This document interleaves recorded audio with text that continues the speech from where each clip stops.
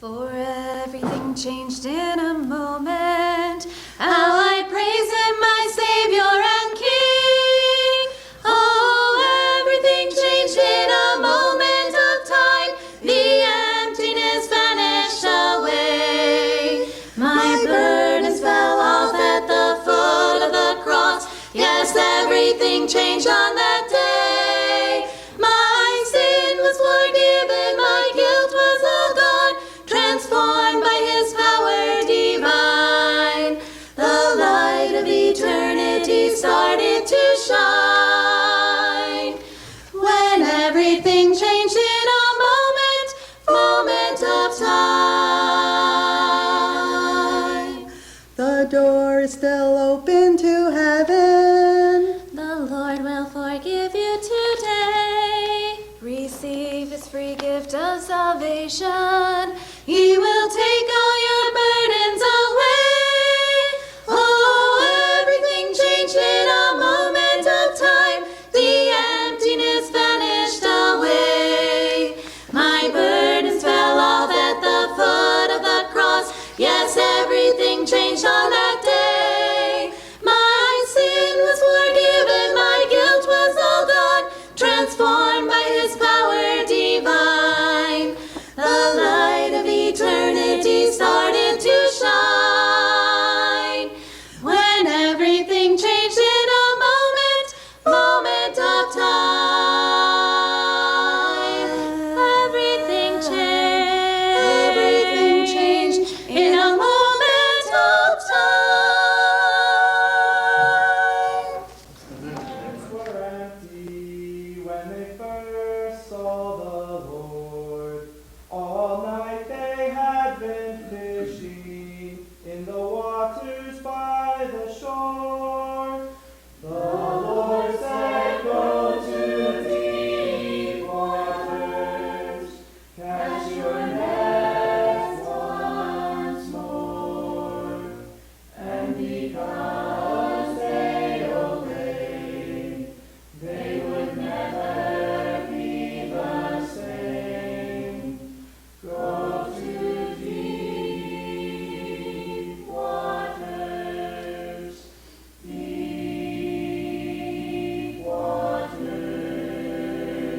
where only faith will let you go. Go out to deep waters,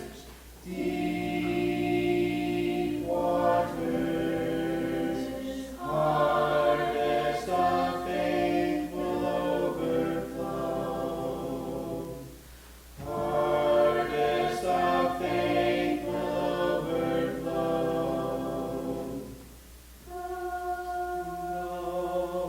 They cast their nets and almost before they could begin, their nets were overflowing, and they had to pull them in.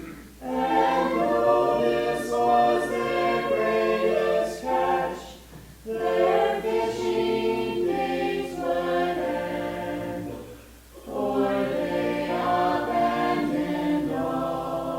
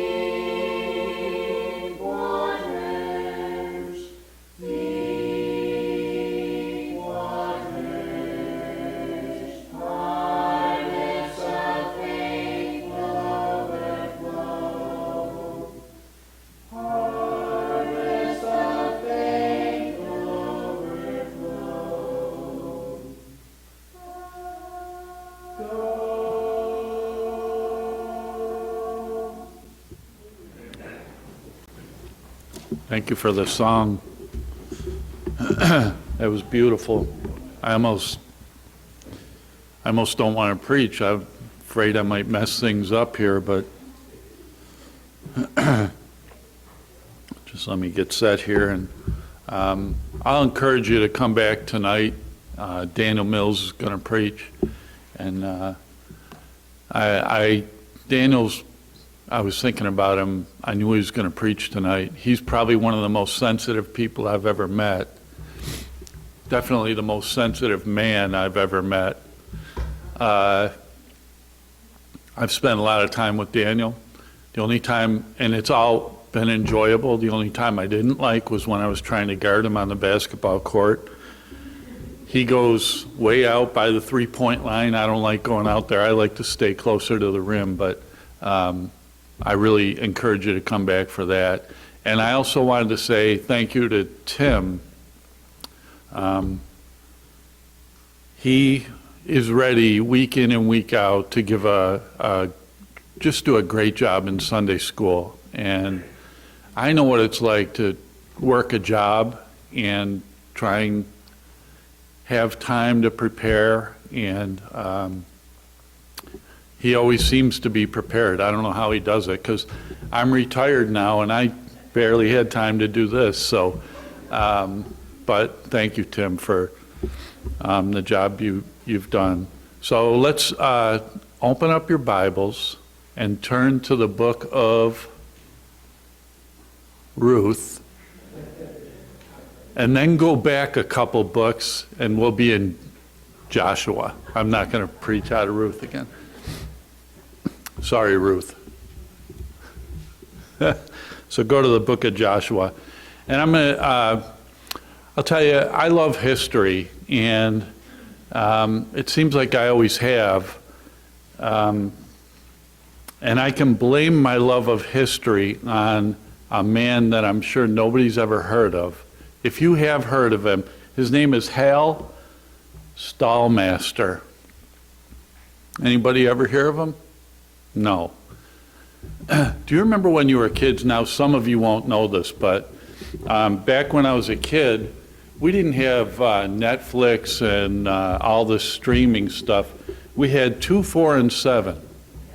ABC, NBC, CBS. And I remember, I think it was on Sunday night, I could be wrong, but I think Sunday night, Disney would come on, The Wonderful World of Disney. So this guy, Hal, he starred in a movie on Disney called Johnny Tremaine.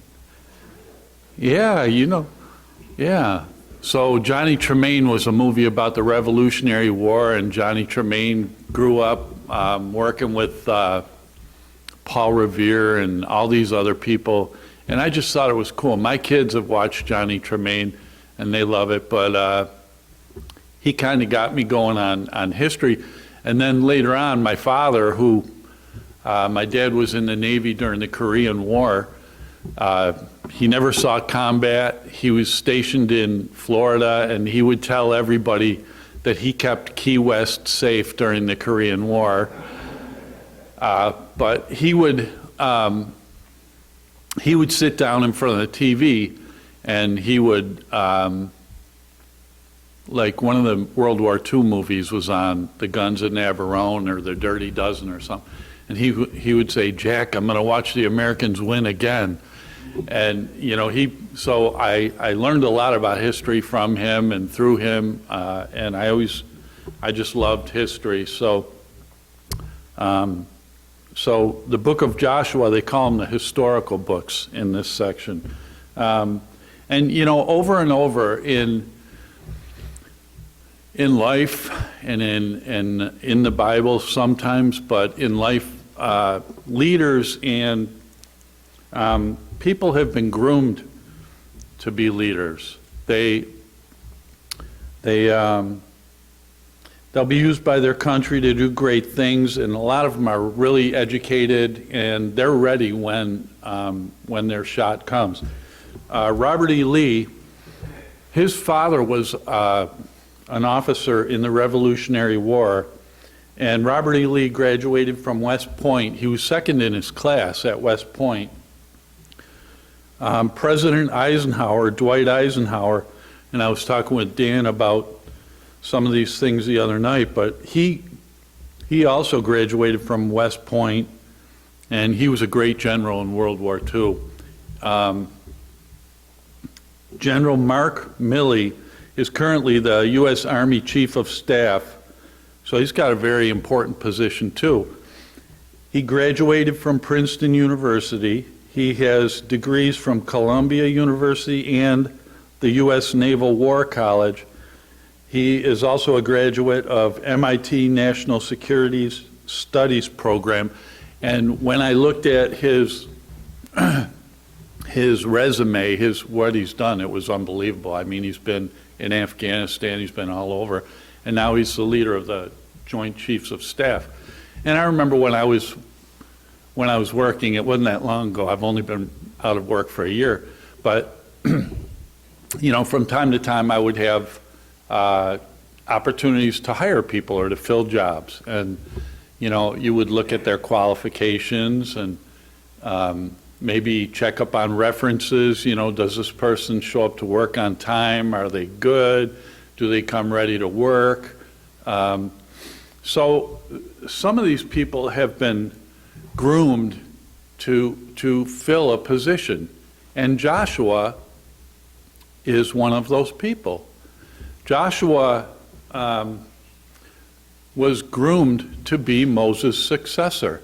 He had been with Moses. Tim talked about in Sunday school this morning. He had seen amazing things with Moses.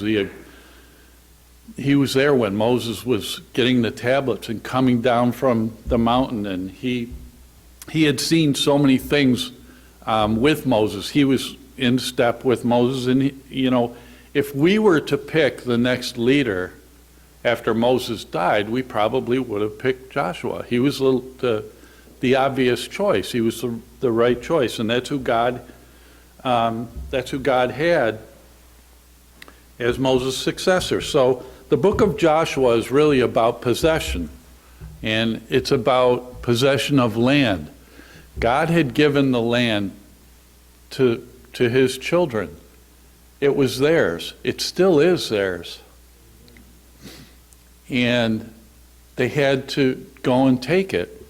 So in Exodus, you had going out.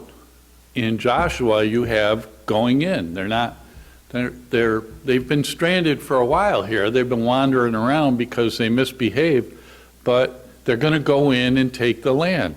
So let me just start in chapter 1, verse 1, and I've gone through this before, but it says here, "Now after the death of Moses, the servant of the Lord, it came to pass that the Lord spake unto Joshua, the son of Nun, Moses' minister, saying, Moses, my servant, is dead." And I always stop there, and I always think, wouldn't that be good if that was said about you? You know, when you pass away, wouldn't it be nice that God would say, Chris, my servant, is dead? That would be an awesome way to end your life. And we know all about Moses. And then it says, "Now therefore arise, go over this Jordan, thou and all this people, unto the land which I do give to them, even to the children of Israel. Every place that the sole of your foot shall tread upon, that have I given unto you, as I said unto Moses. From the wilderness and this Lebanon, even unto the great river, the river Euphrates, all the land of the Hittites, unto the great sea, toward the going down of the sun, shall be your coast." And let's pray, and then I'll go on. Lord, I thank you for the passages we're going to go through today. I thank you for people that you've used, and as we'll see, not always the obvious choice, but your choice. And I just pray that at the end of this, that people will be encouraged, and I thank you in Jesus' name. Amen. So So we had here a situation where Moses had passed away. But remember, Moses died, but God didn't die. And there has to be a moving on. Even though, this Moses is a seminal figure in the Bible, I mean, how do you go on after Moses died? You have to go on. And, we look at, you look at families where maybe the father is a strong figure and sooner or later he's going to pass away. Well, I hope you've done your work and you've got your family ready to move on. Your sons and your daughters are ready to take what you've taught them and move on, because nobody's going to be here forever. And that's what they had with Joshua. But in this passage in chapter 1, God had assured Joshua that he would be with him. If you look in verse 5, it says, there shall not any man be able to stand before thee all the days of thy life, as I was with Moses. So I will be with thee, I will not fail thee, nor forsake thee. God is telling Moses, look, you've seen it. You've seen it. I've been with Moses. I told him I would do this, and I did it. And I'm going to be with you just the same way I was with Moses. So it's pretty encouraging that he said that. And also in chapter 1, God encourages Joshua over and over. If you look in verse 6, it says, be strong and of a good courage. If you look in verse 7, it says, only be thou strong and very courageous. If you look at verse 9, it says, have not I commanded thee, be strong and of a good courage. Be not afraid, neither be thou dismayed, for the Lord thy God is with thee whithersoever thou goest. If you look at verse 18, it says, whosoever he be that doth rebel against thy commandment, and will not hearken unto thy words, in all that thou commandest him, he shall be put to death. Only be strong and of a good courage. Over and over, God is encouraging Joshua, and man, that's what he does with us. You just got to read his word. Get into his word and read it. Over and over, he says he's going to be with us wherever we go. I really appreciate that song that they sang this morning, Deep Water. By faith, like Tim was saying in Sunday school, today we live by faith, but the day is going to come when we live by sight, but we're not there yet. So does your faith, how are you with God? Does your faith allow you to go? Maybe today you feel comfortable talking to small children about God, and you can tell them about David and Goliath, and that's where you are. Does your faith help you to go to that hard person?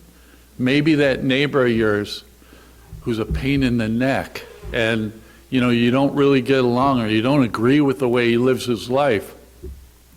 Or maybe that relative of yours that they think you're off your rocker. You go to church every single week, and you give money to that church all the time, and when they have a work day, you go and you clean up the church, and all this stuff, and they don't even know the half of it. They don't know that we get phone calls all the time to pray for people. They don't know that we care for each other like we do our family, that we're close with each other, and that we want only the best for each other, and we pray for each other all the time. So, where's your faith? Well, with Joshua here, he had a lot of things that he had to deal with. One of them was the River Jordan. Now, they had to go over the river.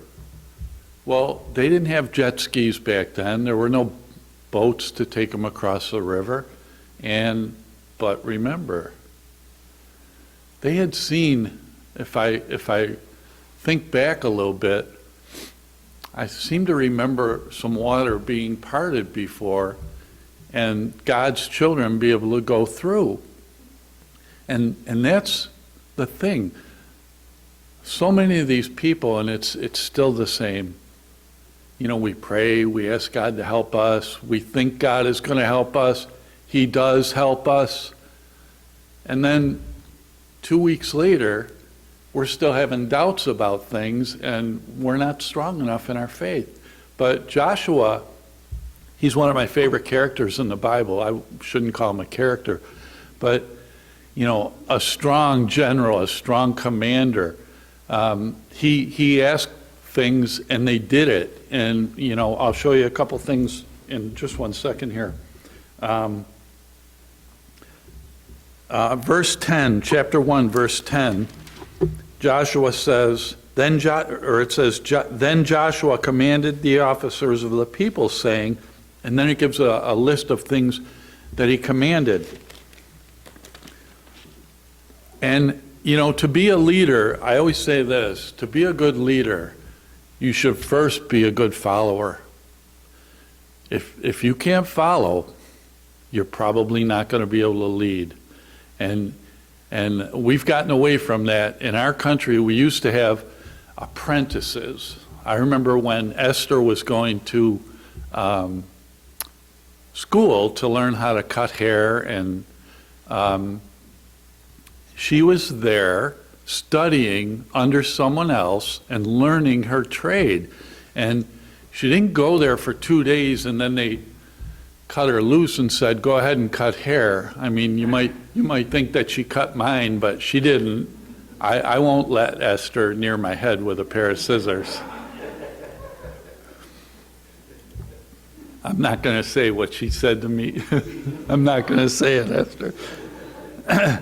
But being an apprentice is a really good thing, and it pays off. You're learning under somebody who knows what they're doing, and then, you know, the good habits, you can take them and put them into practice. I remember when I first got when I got a job as a supervisor, you know, I looked around and I'm like, well, who am I going to learn from? And there were 3 or 4 people in my department that I looked at them and I'm like, no way, I'm not. But there was one guy that he did everything by the book, everything. There was no gray area at all. And I said, okay, I'm going to attach myself to him. And then when he shows me everything the way it's supposed to be done by the book, then I'll put my own little spin on it and, you know, try and be decent to people. You know, but anyways, the apprentice thing. So Joshua had been an apprentice under Moses, but here he's commanding people and he's telling them what they should do. And you know what happens when that happens? People start whining and complaining, and everyone thinks they have a better way to do things, right? So Joshua gives them a list. This is what we're going to do. This is what I want you to do. And then if you look in verse 16, it says, and they answered Joshua, saying, all that thou commanded us, we will do. And whithersoever thou sendest us, we will go. Perfect. Perfect. You've got a leader. He's God's chosen leader. He's giving you things that he wants you to do, and you're going to say, yes, I will do it. Tell me what you want me to do, and I'm going. Because I believe you, Joshua. I believe God chose you, and I'm following. I will go. I will do it. Perfect. It doesn't happen often. Okay? But they did. Commander Joshua had a storied career. We all know about some of his, he was a great general, if you will. He fought many battles. In chapter 3 and 4, Joshua told the people that the waters of the Jordan River would dry up. and they could pass over on dry ground, which it did. God told them that it was going to happen, and it did. They walked through on dry ground. In chapter 6, Jericho is taken. You all know about the Battle of Jericho. We sing those songs when we're children. In chapter 6, verse 20, it says, "So the people shouted when the priests blew with the trumpets, and it came to pass, when the people heard the sound of the trumpet, and the people shouted with a great shout, that the wall fell down flat, so that the people went up into the city, every man straight before him, and they took the city." And if there was ever a time for people to question, it would be the Battle of Jericho. I mean, they come up with this crazy idea of how to win this battle. We're going to march around the city. Okay, what about like where are the F-15s and the Scud Busters? We need some artillery here. No, we're not going to do that. We're going to do it a different way. Okay, so they did it, and it worked. It worked. Joshua told them what God had told him to do, and it worked. This is awesome. Now, Joshua wasn't perfect. You know, he fought a lot of battles, but like if you want to read one that he didn't do perfectly, read about Ai in chapter 7 of Joshua. He was getting a little big for his britches, and he didn't do it properly. He just said, you know, we'll just send a few guys out there and we'll take care of it. Well, that's not what happened. They lost. And so Joshua is not perfect, but he was a great servant of God. But God's servant, he led an amazing life. And, you know, sometimes you think about the life of these people, and what a just amazing life. But at the end of his life, Joshua died when he was 110 years old. Almost as old as Tom.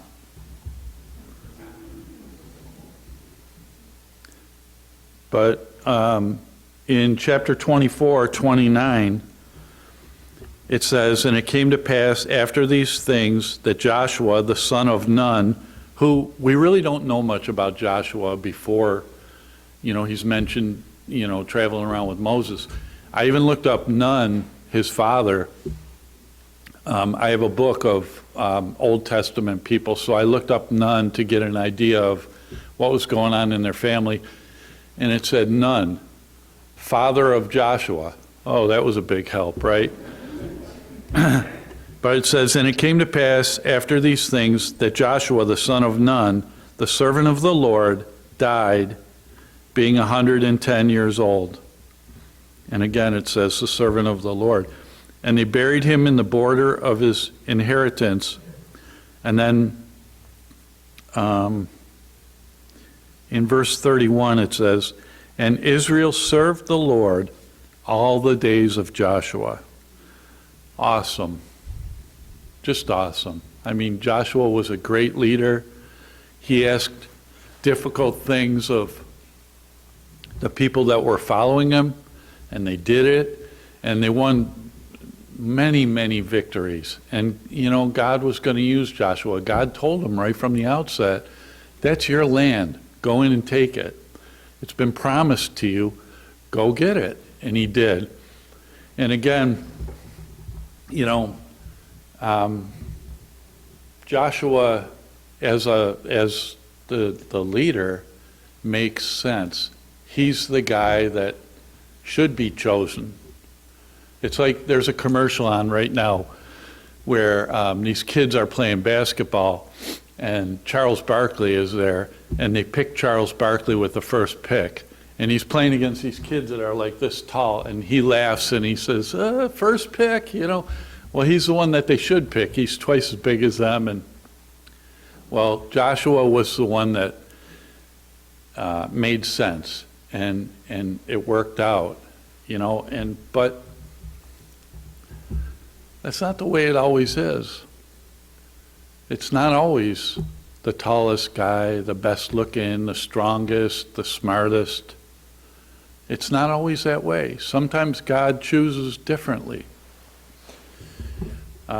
If you remember in Samuel, 1 Samuel 16:7, it says, "But the Lord said unto Samuel, Look not on his countenance or on the height of his stature, because I have refused him.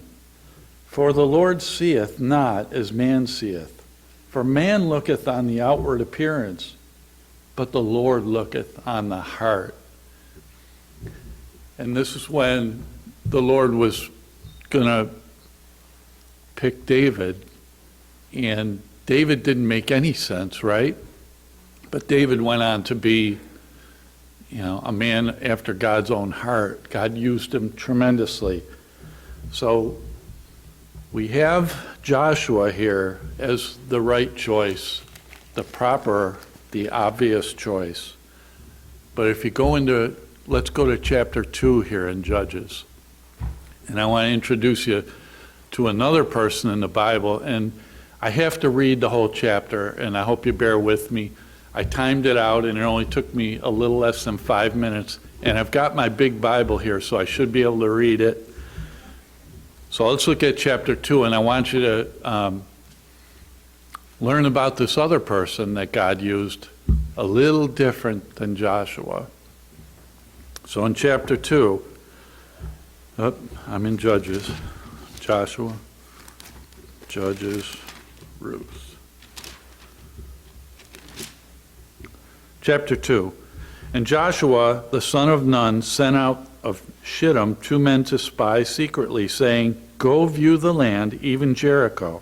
And they went out and came into a harlot's house named Rahab, and lodged there.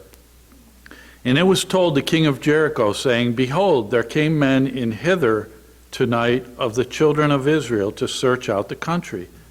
And the king of Jericho sent unto Rahab, saying, Bring forth the men that are come to thee, which are entered into thine house, for they be come to search out all the country. And the woman took the 2 men and hid them, and said thus, There came men unto me, but I wist not whence they were. And it came to pass about the time of shutting of the gate, when it was dark, that the men went out. Whither the men went, I wot not. Pursue after them quickly, for ye shall overtake them. But she had brought them up to the roof of the house, and hid them with the stalks of flax, which she had laid in order upon the roof. And the men pursued after them the way to Jordan, unto the fords. And as soon as they which pursued after them were gone out, they shut the gate. And before they were laid down, she came up unto them upon the roof. And she said unto the men, I know that the Lord hath given you the land, and that your terror is fallen upon us, and that all the inhabitants of the land faint because of you. For we have heard how the Lord dried up the water of the Red Sea for you, when ye came out of Egypt, and what ye did unto the 2 kings of the Amorites that were on the other side Jordan, Sihon and Og, whom ye utterly destroyed.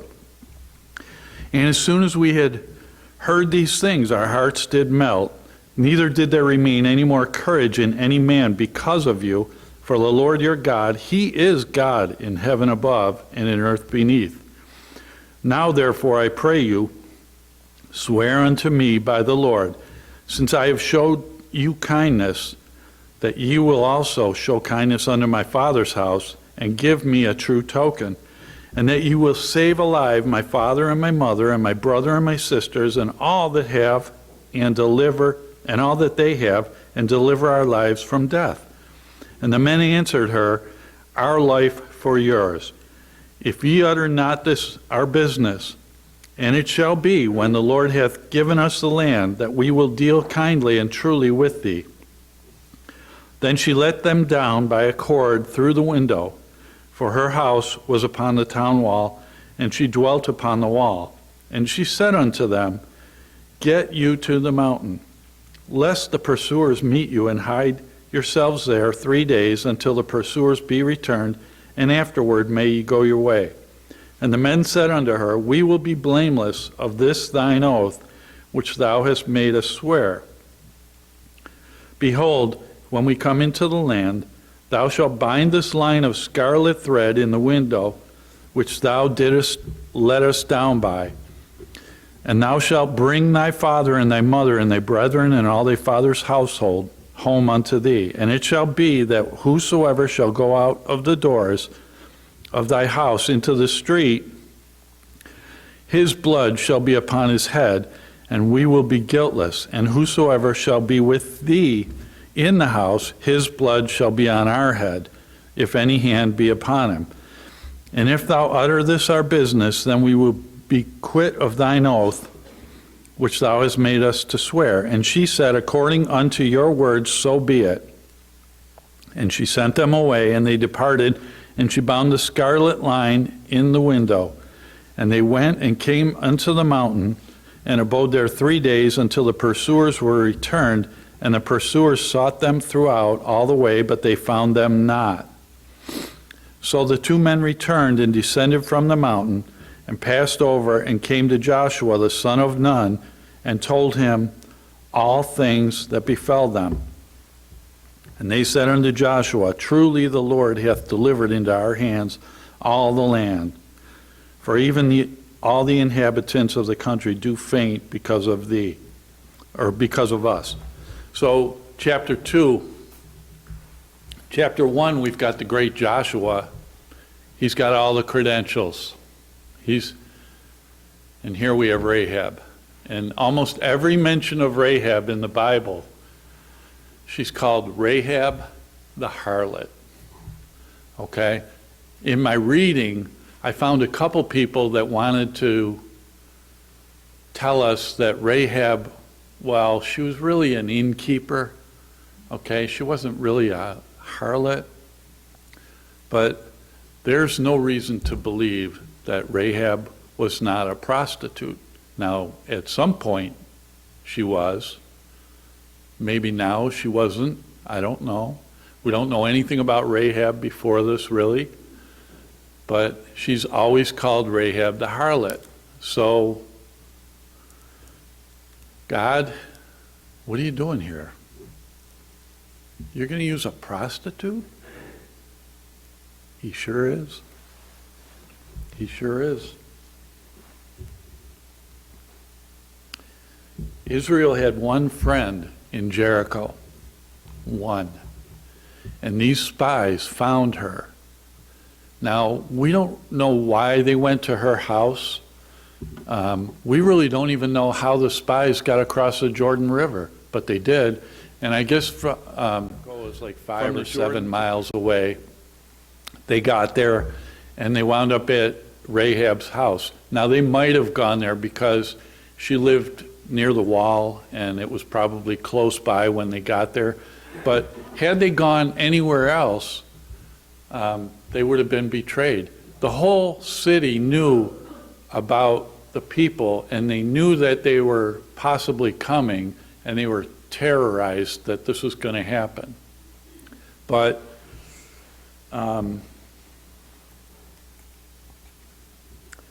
so they found their one friend.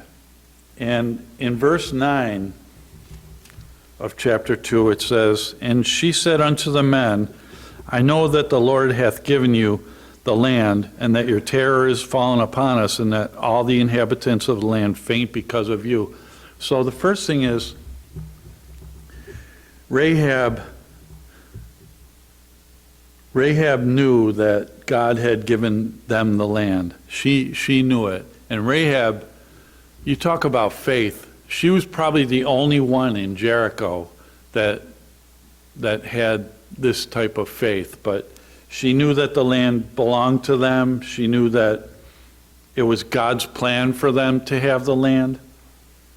And in verse 11, it says, And as soon as we heard these things, our hearts did melt, neither did there remain any more courage in any man because of you. For the Lord your God, He is God in heaven above and in earth beneath. So not only did Rahab know that the land belonged to them and that God had given it to them, Rahab also knew that Israel's God was the one true God. And this reminds me, these guys, for some of you that don't know, when I said to turn to the book of Ruth, for a while there I was like hooked on Ruth. I just love the book of Ruth. And I just, it's fascinating to me. I just love it. But this here, when she says, I know that your God is the true God, it reminds me of Ruth talking to Naomi, and Naomi is trying to get Ruth to go, you got to do something different. You can't stay with me. And Ruth, she says, entreat me not to leave thee or to return from following after thee. For whither thou goest, I will go, and where thou lodgest, I will lodge. Thy people shall be my people, and thy God my God. And it's very reminiscent here that Rahab, the harlot, understands the true God. And in verse 12, it says, Now therefore I pray you, swear unto me by the Lord, since I have showed you kindness, that you also show kindness unto my father's house, and give me a true token. And Rahab had faith that her family would be delivered. And so what she's going to do is she's going to leave a scarlet cord out her window, and they'll, when the Israelites come, they'll see the red and they'll know, don't go there. And Joshua tells them, don't destroy Rahab, her house, or her family. And some commentators make it seem like very similar to the Passover. When there was blood, they put blood on the doorposts, and the death angel passed by, and she's going to have a red cord. And as I'm reading this, I'm amazed at Rahab's faith, but I just wonder, maybe it's just me, when this was happening, because the army did come in and they clobbered them, and they did leave Rahab alone and her family. I just wonder what it was like inside that house. You're hearing a lot of stuff, and you're wondering, are they gonna pass by me? Are they gonna come in? Did I make a deal with the wrong people? But it doesn't say anything like that in the Bible. And I think Rahab knew that she had dealt with God's people, and she had done the right thing, and they were going to reward her. And in chapter 6 of Joshua, in verse 17, and I'm almost done here, but it says, And the city shall be accursed, even it and all that are therein. To the Lord only Rahab, the harlot, shall live, she and all that are with her in the house, because she hid the messengers that we sent. Now, Rahab, here's the question. So Rahab, when she hid the spies, men came, the king sent men, and she told them, no, they took off. They went that way. And she lied. And some of these commentators, they have a hard time dealing with the fact that she lied. Now, in the book of James, I think it's in the 2nd chapter, it says that Rahab's works were for the good, basically. I'm paraphrasing. And, so here's the thing. And I'm not condoning lying. I always think that we need to be honest and above board in everything we do.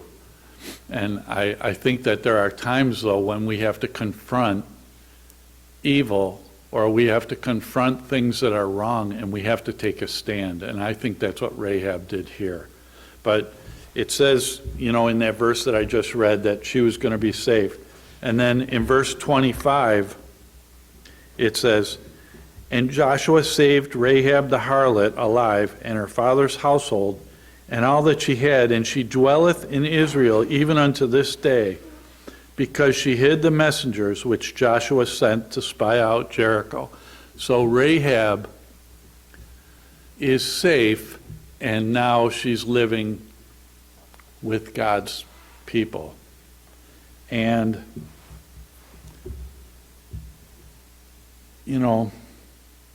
God's desire for us, for all of us, is that when we get saved, we change. We're not the same. We're not the same that we used to be. I mean, that's like the worst thing, is to get saved, sit, don't do anything, don't talk to anything, don't change, just live your life knowing that you got fire insurance. It's not the right way for a Christian to live. There should be change. And I'm talking to a group of people. There's some out here that have been saved for 30, 40, 50 years. You should still be changing. The Bible tells us to grow in grace, and we need to continually change. It's not a one-time thing. Salvation is, but change. We need to grow. But did Rahab change? She sure did. But in 2 Corinthians chapter 5 and verse 17, and you guys know this verse, but it says, "Therefore, if any man be in Christ, he is a new creature. Old things are passed away. Behold, all things are become new." And that's how it should be for us. We need to keep moving. We need to keep changing. We want God, what God has for us in our life. And did Rahab change? Yeah. Turn to Matthew chapter 1.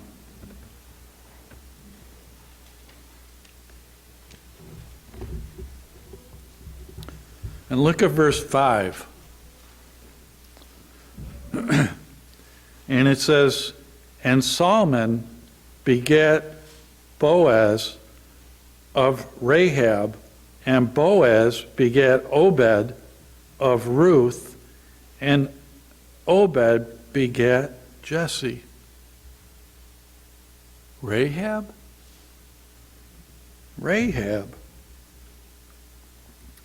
married a man named Solomon. We don't know much about him either. But Rahab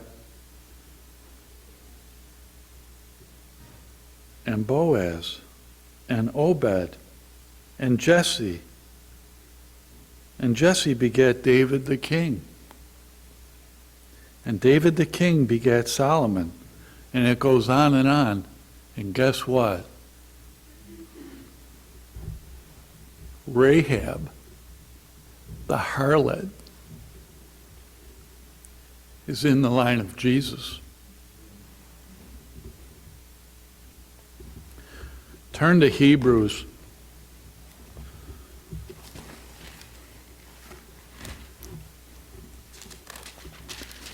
Chapter 11.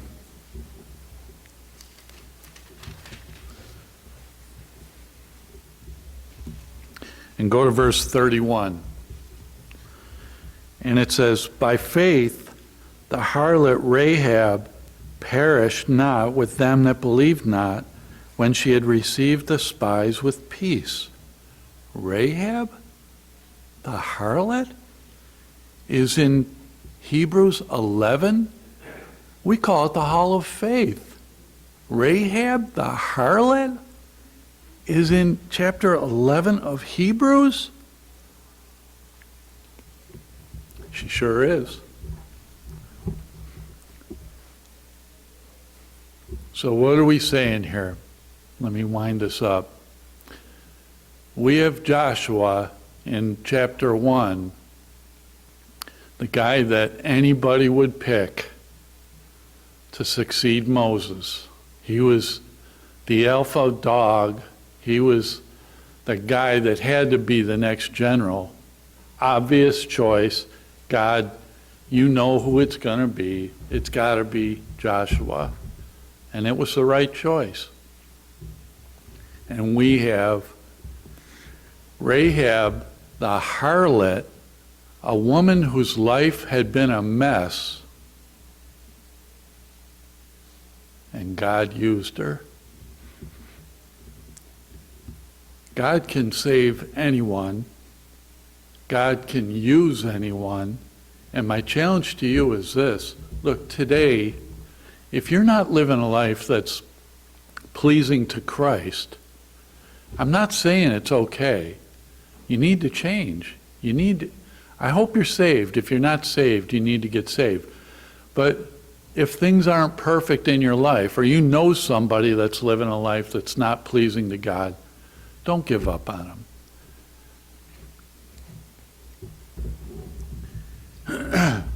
Remember Rahab, the Apostle Paul, David, the little boy that, what are you thinking? He can't go against that big guy. Yes, he can. And it goes on and on in the Bible. The girls, I'll just end with this. You know, it was nice to hear the singing today, and it reminded me, it always does, of the girls when we started our church, and Jen and Sonia and my girls used to sing songs all the time. And one of them, I think it's called "It Doesn't Matter Who You Are." Does that ring a bell, Jen? And here's some of the words. It doesn't matter who you are. It doesn't matter where you've been. It doesn't matter what you've done. Jesus is softly calling. But because of who he is, and because of where he's been, and it goes on. And look, it's a chance to start over. I think the next line, I didn't put it in here, it's something about it gives you a chance to start over. And if your life isn't perfect, or things aren't going exactly the way you want them to, or the way you think God would want them to, start over today. Today can be a starting point for you, and it can all start again. And you can be a godly person, a person of faith, just like Joshua or just like Rahab. Let's pray.